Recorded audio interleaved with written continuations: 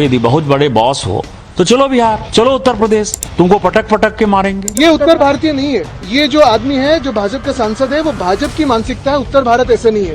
हम किसी भाषा का विरोध नहीं कर रहे हैं। अब मैं कौन सी भाषा में आपके साथ बात कर रहा हूँ? हिंदी में तो कर रहा हूँ। मुंबई में मराठी न बोलने पर हिंदी भाषियों के साथ मारपीट का मामला अब सियासी मुद्दा बन चुका है। तमाम पार्टियां इस मुद्दे पर राज ठाकरे और उनकी पार्टी मनसे को घेर रही हैं।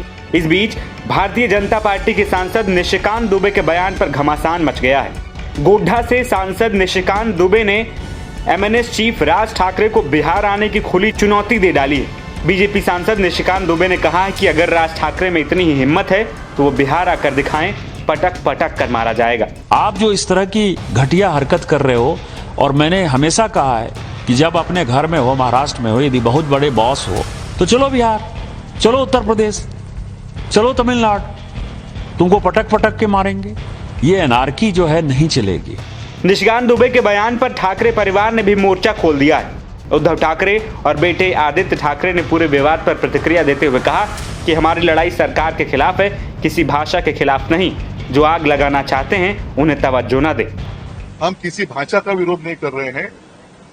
हम तो जबरन या सख्ती से हमारे ऊपर कुछ लादने की कोशिश कर रहे हैं, उसका हम विरोध कर रहे हैं। अब मैं कौन सी भाषा में आपके साथ बात कर रहा हूँ? हिंदी में तो कर रहा हूँ। हमारे सांसद यहाँ खड़े हैं, संसद में हिंदी में तो बोलते हैं। जबरदस्ती क्यों? और अगर जबरदस्ती करनी है तो जो उत्तर के राज्य है, चाहे उत्तर प्रदेश है, हमारी कोई दुश्मनी नहीं है, लेकिन वहां तीसरी भाषा कौन सी होगी? तीसरी भाषा कौन सी होगी? ये उत्तर भारतीय नहीं है। ये जो आदमी है, जो भाजपा का सांसद है, वो भाजपा की मानसिकता है। उत्तर भारत ऐसे नहीं है। महाराष्ट्र में बहुत सारे उत्तर भारतीय, दक्षिण भारतीय, सारे पूरे देश से लोग आते हैं, सपना लेके आते हैं।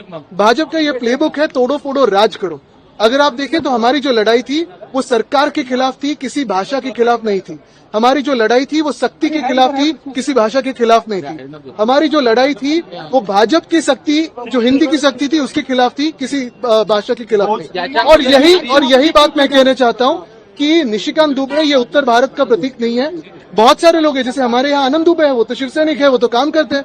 तो यही बात मैं कहना चाहता हूँ कि ऐसे जो लोग हैं जो आग लगाना चाहते हैं, उनकी तरफ आप भी उनको अगर स्पेस ना दे तो इनकी कोई पॉलिटिक्स चलेगी।